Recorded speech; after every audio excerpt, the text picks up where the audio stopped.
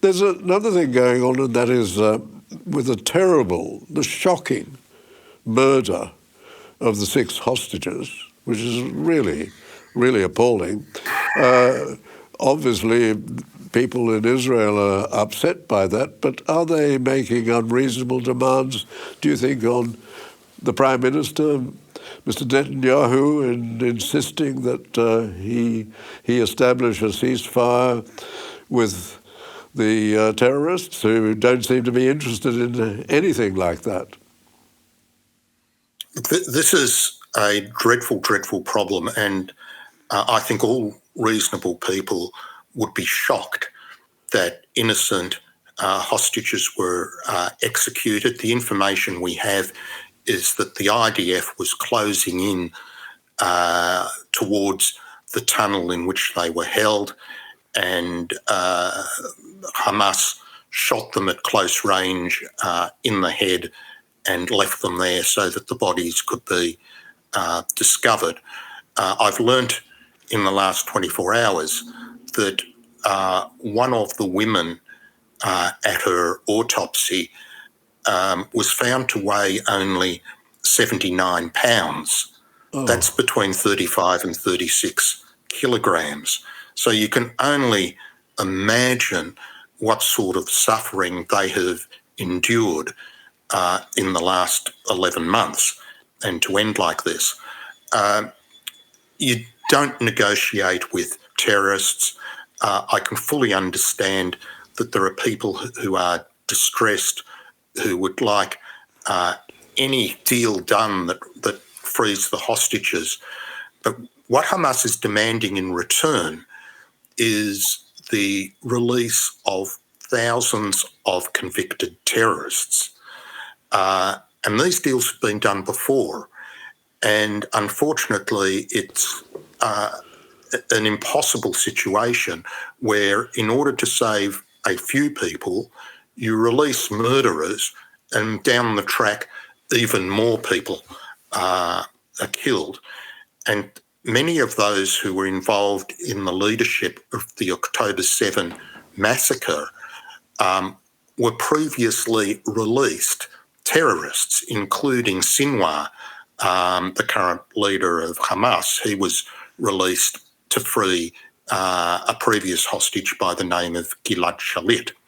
So I wouldn't like to be in Netanyahu's shoes. It's possibly the most difficult political leadership job in the world at the moment. And I certainly don't have the authority or the wisdom to offer him advice. Yes, I was appalled by the President of the United States, who's been on a holiday for some considerable period of time, when he was asked, is Prime Minister Netanyahu doing enough? And he just turned to the camera and said no, and then walked off, which I thought was absolutely appalling for an ally to say this. And it is such a careless thing and such an unjustified thing. And the other thing that I found so awful was the fact that the terrorists told all of these people to record their farewells. That's right. And then shot them. That's right. Yeah.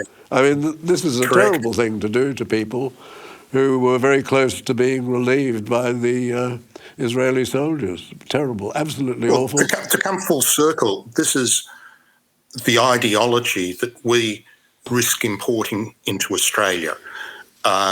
We have not screened out those who might support what Hamas has done and what they are currently doing. And look, the role of our government, number one, is to look after Australia, although they've been involved in throwing advice and criticisms at Israel quite a lot since October 7, as you say, as the President of the United States. But what they never do in their responses is suggest a better way of doing it. How do you deal with a terrorist organisation like Hamas in a better way than Israel? And if you look at the times that Western countries have come up against radical extremist ideologies, whether it's Al-Qaeda, whether it's ISIS, whether it's the Nazis. The Allies have been fairly ruthless in their response in dealing with organisations like that, even more so than Israel, with less regard to civilian life than Israel has shown. So it's very easy to be critical, as Biden has done. It's much more difficult to come up with solutions. And if you look at the solutions that countries like the United States has applied in the past, they've done it with a lot more force than Israel has brought to bear.